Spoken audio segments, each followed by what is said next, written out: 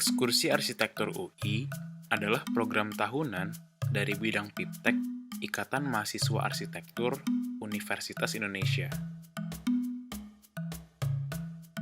Tujuan dari ekskursi untuk menggali dan mendokumentasikan arsitektur vernakuler yang tersebar di penjuru negeri.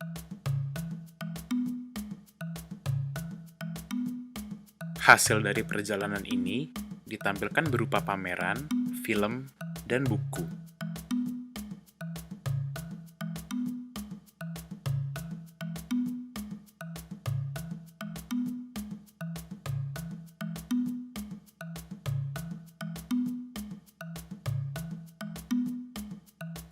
Sejak dilaksanakan untuk pertama kalinya pada tahun 1965, tim ekskursi hampir setiap tahunnya telah melakukan ekskursi.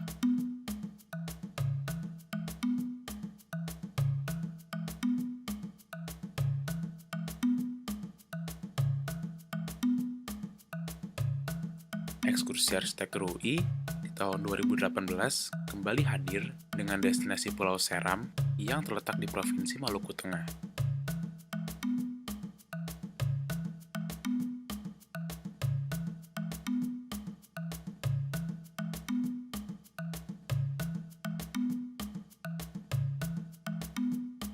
Tim besar ekskursi melakukan perjalanan dengan mengunjungi suku Nuwaulu yang bertinggal di Dusun Rohua dan Hahualan, serta suku Huahulu yang terletak di kaki Gunung Binaya.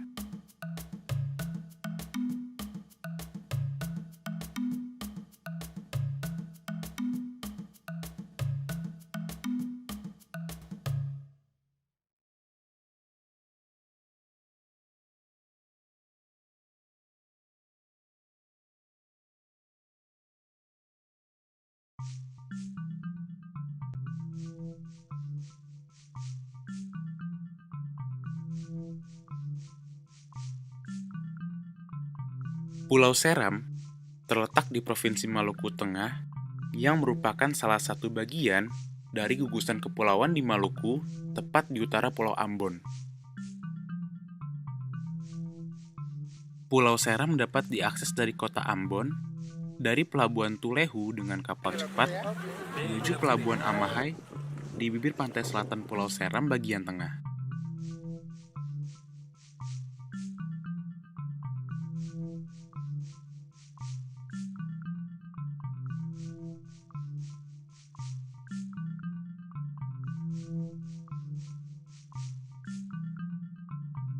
Kaya akan keragaman alamnya, hutan hujan yang tumbuh menutupi gunung, tebing, serta bukit-bukitnya menjadi pemandangan sehari-hari di Pulau Seram.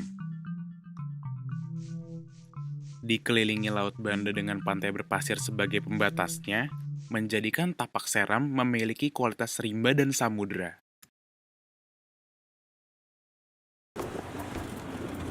6 jam dari kota Masohi dengan menggunakan mobil, mengantarkan tim besar ke suatu desa di utara Pulau Seram, yaitu Huahulu.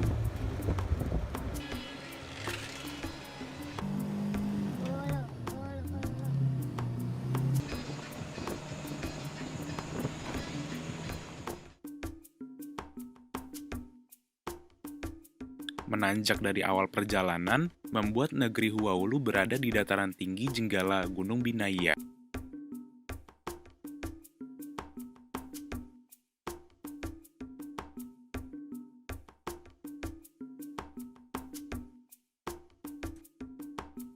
Pola kampung desa Huahulu berbentuk radial memanjang.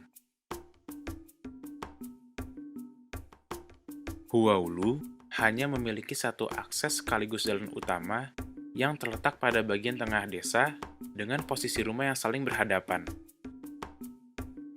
Akses dan pola ini menjadi media pembagi desa Huahulu.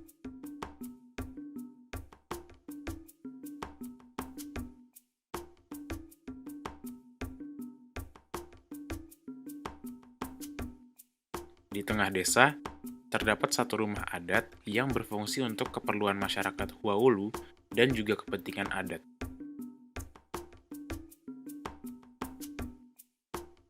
Bayi Leo memiliki beberapa ruang utama dengan fungsi yang berbeda-beda.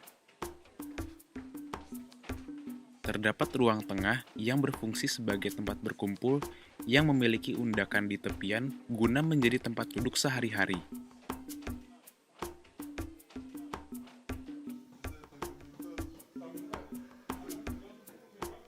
Namun, terdapat perbedaan posisi duduk antara laki-laki dan perempuan.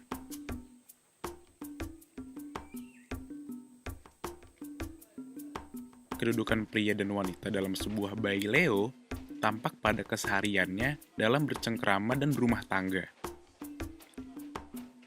Saat berbaur dan berhimpun, para pria menempati ruang di tepian rumah bagian timur, sedangkan wanita berkumpul di dekat dapur karena perannya dalam mempersiapkan bahan makanan dan memasak.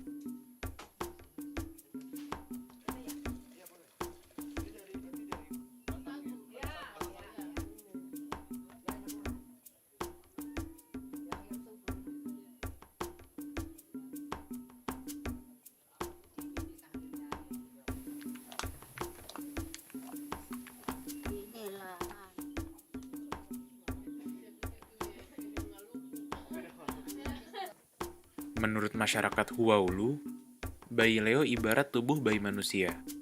Atap daun rumbia sebagai rambut bayi, badan bangunan seperti kulit bayi, dan struktur bangunan sebagai kaki dan tangan bayi. Bagian atap baileo yang mengalami kerusakan dapat langsung diganti.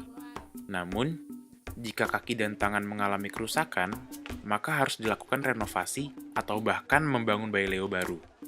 Oleh karena itu, masyarakat Huaulu sangat menjaga keutuhan baileo ini.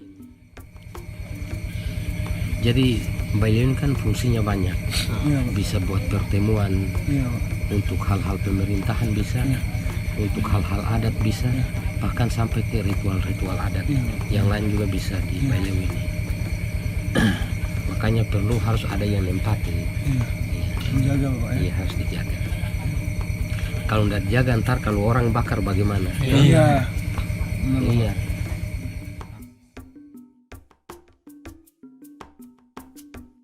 Ketika baileo Huaulu akan dibangun, 10 marga yang ada di Huaulu berdiskusi untuk menentukan marga siapa yang akan menempati dan meninggali baileo tersebut hingga rusak.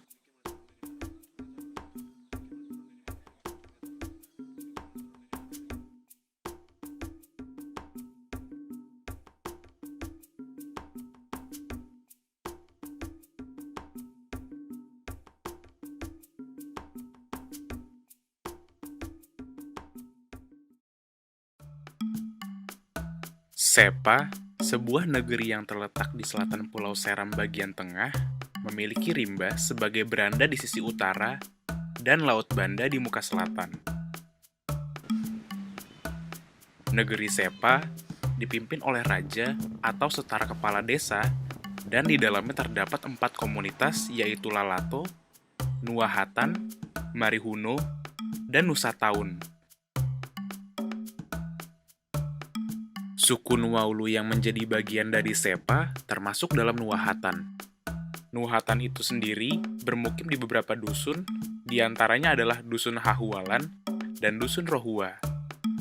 Dusun Hahualan terletak di hutan bagian utara Sepa, sedangkan Dusun Rohua berada 5 km bagian timur dari pusat desa Sepa. Satu-satunya akses antara Sepa dengan Hahualan harus menanjak bukit terjal dengan ketinggian sekitar 50 meter di atas permukaan laut. Akses tersebut hanya dapat ditempuh dengan berjalan kaki, dan menjadi akses utama masyarakat Hahualan yang ingin pergi keluar dusun. Termasuk anak-anak berumur 7-15 tahun yang ingin pergi ke sekolah terdekat di desa induk Sepa. Mereka harus melewati akses tersebut setiap hari untuk berangkat dan pulang dari sekolah. Berbeda dengan Hahualan, di dalam Dusun Rohua sendiri sudah terbangun beberapa fasilitas pendidikan. Salah satu yang terdekat adalah SD Rohua, terletak di barat dusun yang beberapa pengajarnya berasal dari masyarakat Rohua sendiri.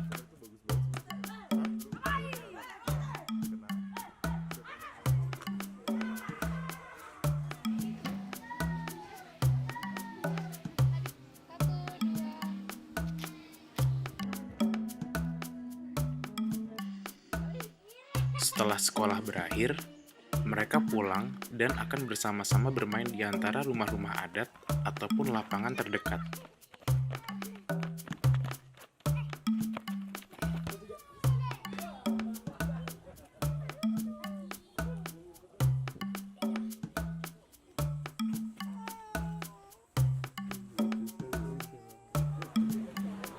Suku Nuaulu meyakini bahwa hutan berperan sangat penting dalam seluruh fase kehidupan mereka. Dengan kata lain, mereka bergantung kepada hutan. Dalam kepercayaan yang mereka anut, proses kelahiran hingga kematian akan terkait dengan hutan. Sehingga prosesi kelahiran, pendewasaan, pernikahan, dan kematian merupakan proses yang dianggap sakral. Seorang anak laki-laki yang sudah dianggap dewasa akan mengenakan kain merah yang diikat di kepala mereka setiap harinya. Kain tersebut disebut berang. Berang wajib dikenakan setelah mereka menjalani proses pendewasaan untuk remaja pria yang disebut pataheri, atau dalam bahasa Nuaulu disebut matahene. Prosesi ini dilaksanakan apabila sejumlah anak laki-laki sudah siap untuk menjalani prosesi tersebut. Pataheri dapat dilakukan bersama-sama seluruh marga dalam dusun. Pataheri dimulai dengan perburuan dalam hutan. Laki-laki yang menjalankan pataheri harus memburu sejumlah hewan liar seperti babi hutan ataupun kuskus sebagai pembuktian kedewasaan mereka. Sebelum menjalani pataheri, mereka sudah berlatih menggunakan tombak atau panah besar, senjata utama yang akan mereka gunakan untuk berburu di pataheri.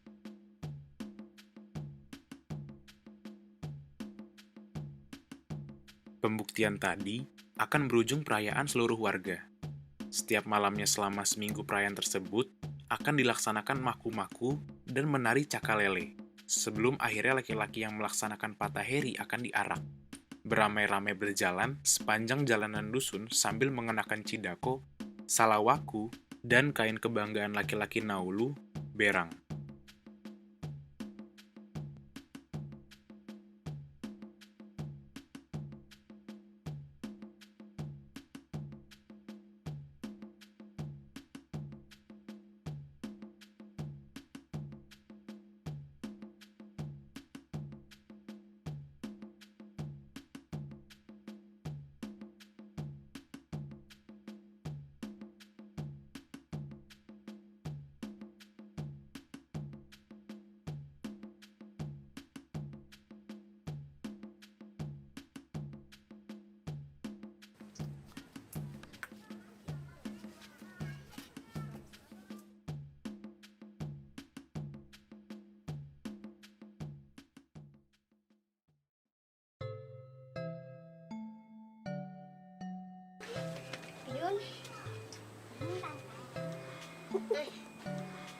Pinamo, seorang perempuan muda yang sedang berada dalam proses pendewasaan diri menuju wanita yang utuh.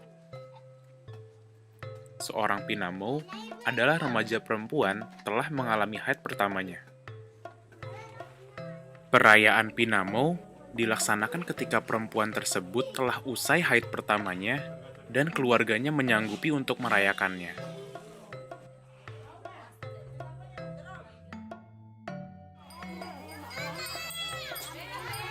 Sebelum acara dimulai, Pinamo berpuasa dari pagi hingga petang dan dioleskan arang ke seluruh tubuhnya sampai acara makan besar dimulai.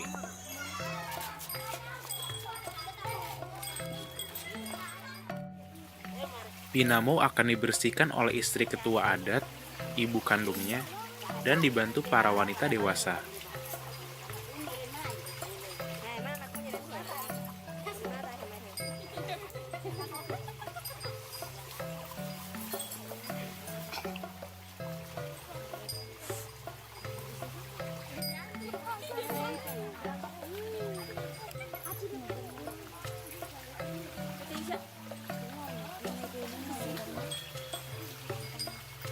Seusai mandi, sari kunyit dibalutkan ke seluruh tubuhnya.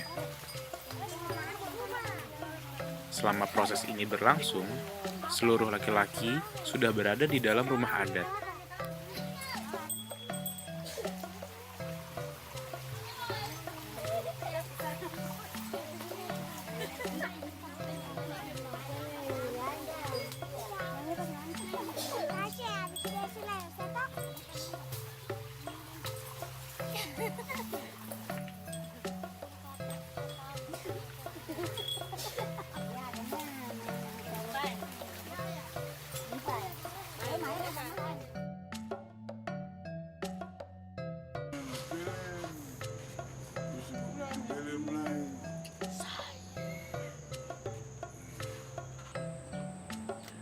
Pinamo diberikan mahkota besar dengan berbagai macam batuan dan manik yang dipakaikan ke belakang kepalanya serta diselimuti pakaian adat.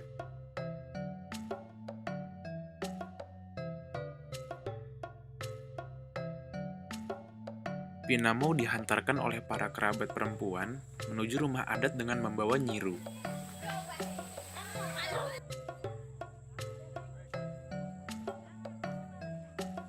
Istri ketua adat dan ibu kandung Pinamo yang mendampingi pun mengenakan kebaya, kain sarung, dan topi caping.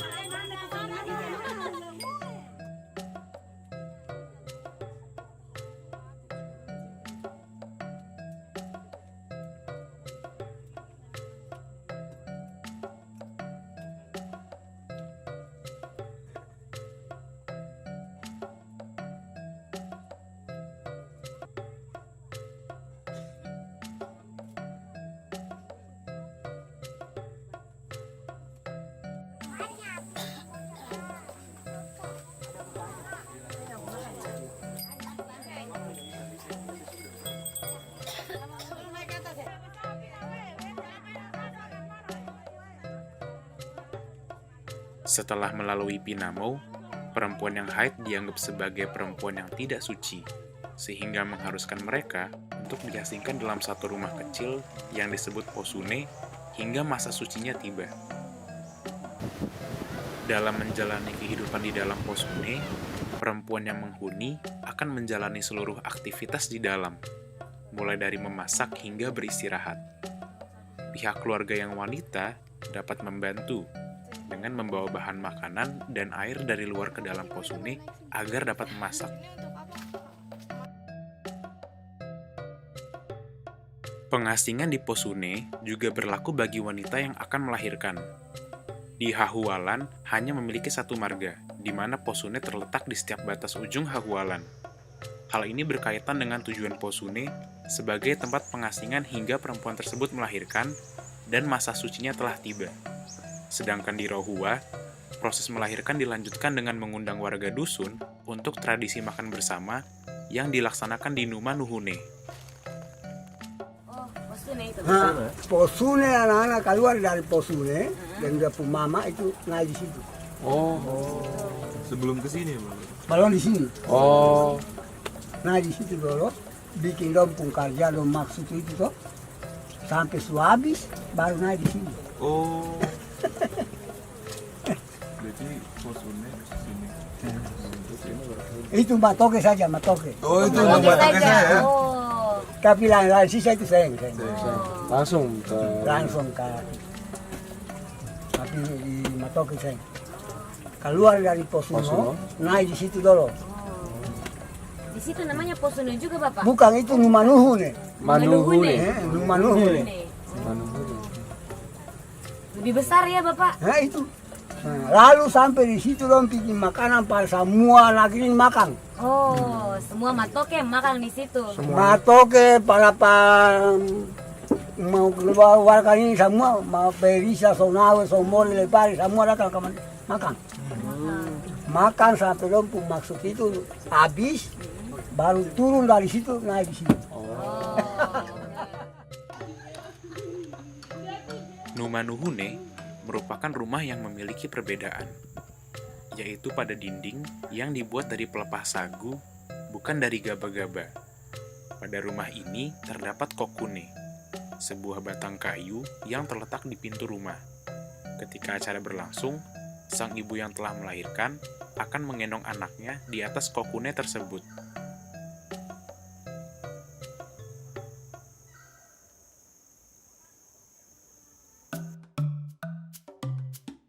Ketika perempuan dan laki-laki sudah dewasa, mereka sudah berhak untuk membina rumah tangga melalui proses pernikahan. Di Hahualan, proses pernikahan dilaksanakan dalam beberapa tahap. Diawali dengan tawar-menawar mahar antar keluarga, setelah disetujui, maka berlanjut ke prosesi silaturahmi. Keluarga pihak pria mendatangi rumah marga pihak perempuan dengan membawa bingkisan seraya menyerahkan mahar. Pada saat itu juga, pihak perempuan memberikan koku, yaitu sebuah baskom yang berisi piring, rokok, dan sirih pinang ke semua tamu dari keluarga pria.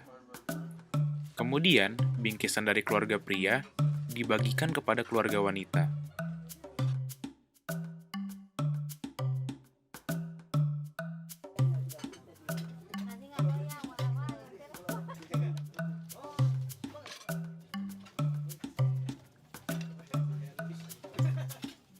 Rangkaian dilanjutkan dengan penentuan tanggal untuk tahap berikutnya, yaitu proses pernikahan itu sendiri. Pernikahan terjadi di rumah marga kedua belah pihak, yang diawali dari rumah marga pihak pria dan dilanjutkan ke rumah marga pihak wanita di Hahualan.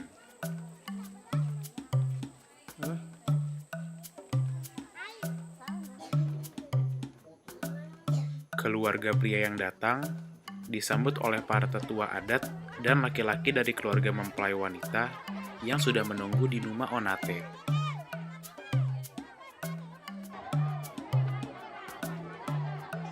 Posisi duduk untuk kepala marga, kapitan, dan tetua-tetua adat lainnya berada di undakan bagian utara, menghadap ke seluruh bagian rumah. Keluarga laki-laki yang lain berada di undakan bagian timur dan selatan. Sementara itu, mempelai wanita duduk bersebelahan dengan mempelai pria di depan salah satu tiang utama Numa Onate. Tamu yang datang duduk di bawah, sejajar dan menghadap sang pengantin.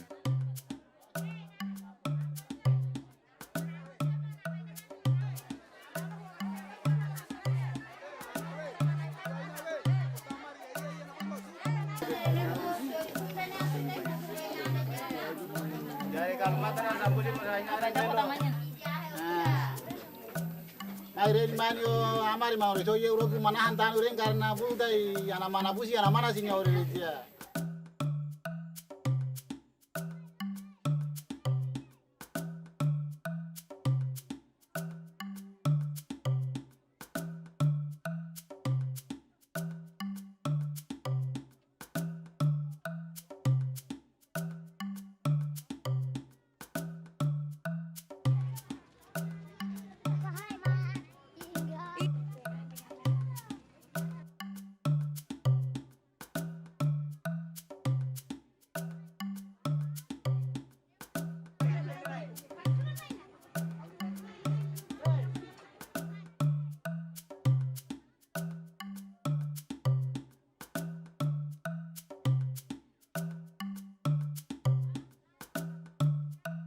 Nyirih pinang adalah sebuah kebiasaan memakan buah pinang dan kapur sirih yang dilakukan saat menjamu tamu atau ketika sedang upacara atau acara adat, termasuk pernikahan.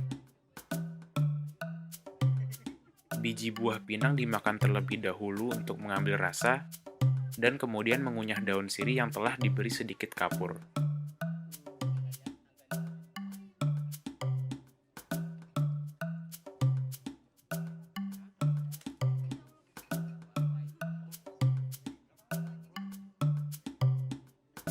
Proses ini dipercaya masyarakat agar dapat terjauhkan dari roh-roh jahat, serta membuat gusi dan gigi kuat.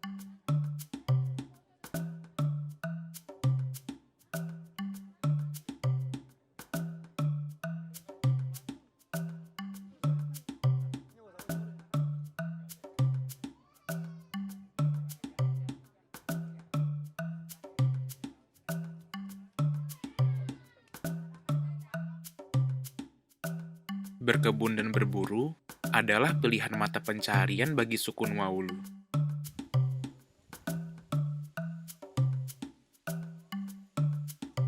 Kemudian, hasilnya akan diolah baik untuk dikonsumsi ataupun untuk dibawa ke pasar.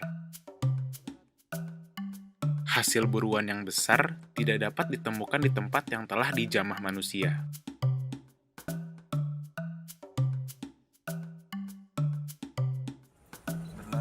Bertani di mana, Bro? Bertani, Sawah. oh, atau tanam sawah. Oh. Tanam Ada di sana, Bro? tanam sawah, tanam kaladi, kasbi, pisang, Durian. duri, iya, cengkeh, langsa, kelapa, Tahu ya. Coklat. coklat, ya itu saja. Banyak ya Bapak ya? Banyak. Jauh Bapak dari sini? Oh banyak, hutan tuh, hutan ada banyak. Di semuanya? Ya. Ada? Oh, bukan pusat satu saja? Bukan. Oleh karena itu, para lelaki yang sudah terlatih akan pergi ke hutan selama beberapa hari dan mendirikan tempat berlindung sementara. Parang, panah, dan tombak adalah senjata yang ampuh untuk menangkap rusa, kuskus, dan babi hutan.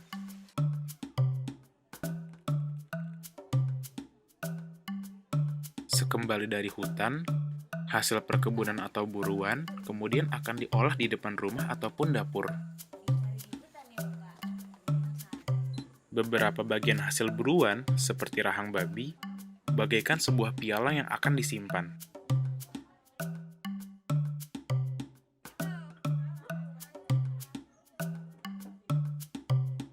Sebuah keluarga tidak tinggal di rumah adat, melainkan di rumah tinggal biasa.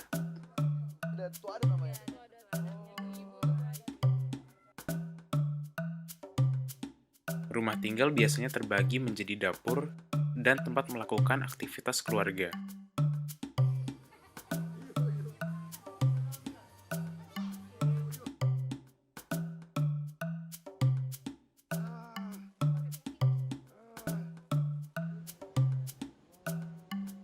Ukuran dapur memiliki luas yang tidak kalah besar dengan ruang tinggal keluarga.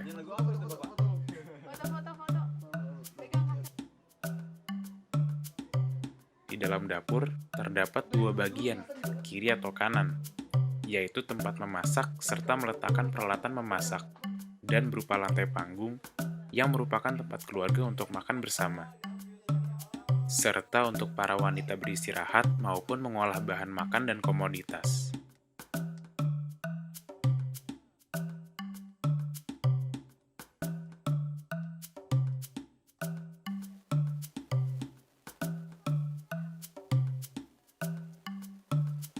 Sedangkan untuk akses air bersih, warga dusun Hahualan dan Rohua menggunakan secara bersama-sama beberapa sumber air yang merupakan hasil advokasi pemerintah dan tersebar di beberapa titik.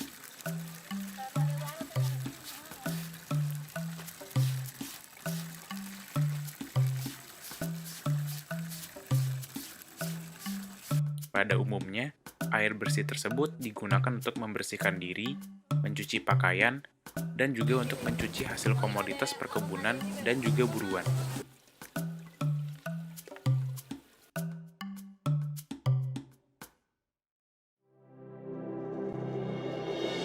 Untuk memulai pemakaman di suku Nuaulu, jenazah akan dibawa ke rumah adat untuk menjalani prosesi doa yang dipimpin oleh ketua adat.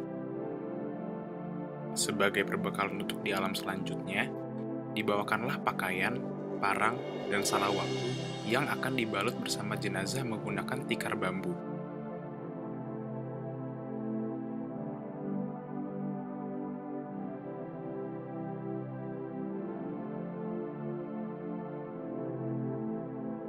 Kemudian jenazah akan diarak keluar desa menuju hutan untuk diletakkan pada area pemakaman.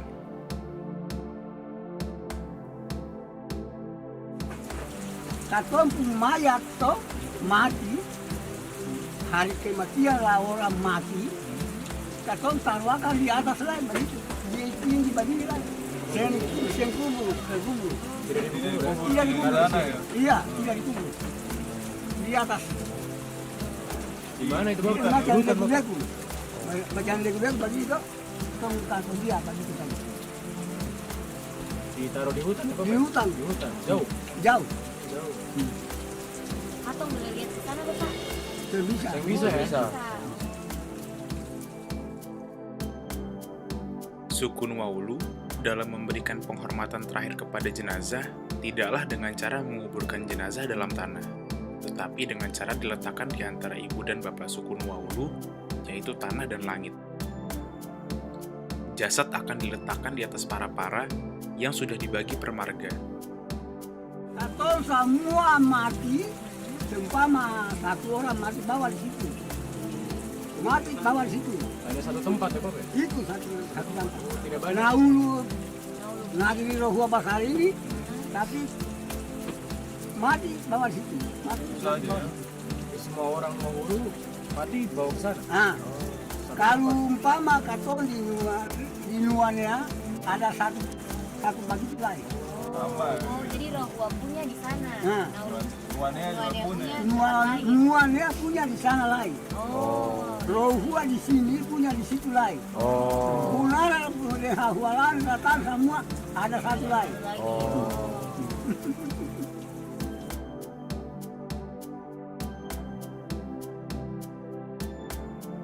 Setelah itu, orang-orang yang mengiringi kemudian akan kembali ke desa menggunakan jalan yang berbeda dengan saat mereka menuju kawasan pemakaman.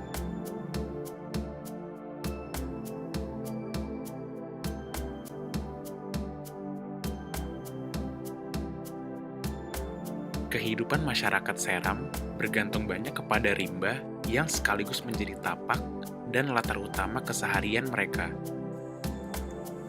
Beragam yang kami temukan di Seram merupakan titik difusi antara tapak alam Seram dengan budaya orang-orang yang ingin bersahabat dengan tapak tersebut.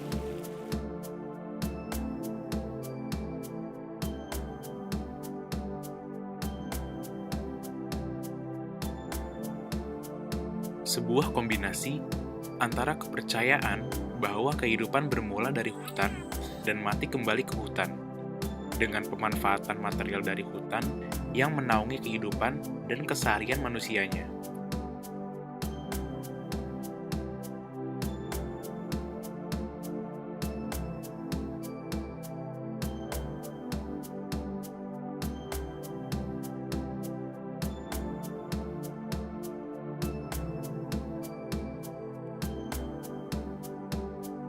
Arsitektur Seram terbentuk dan bermula dari adat. Selanjutnya, terbangun dan berbubung, berdinding serta berdiri dengan material dari rimba di sekitarnya. Salah satu yang dominan adalah rumbia, material yang bisa ditemukan di seluruh ragam arsitektur mereka.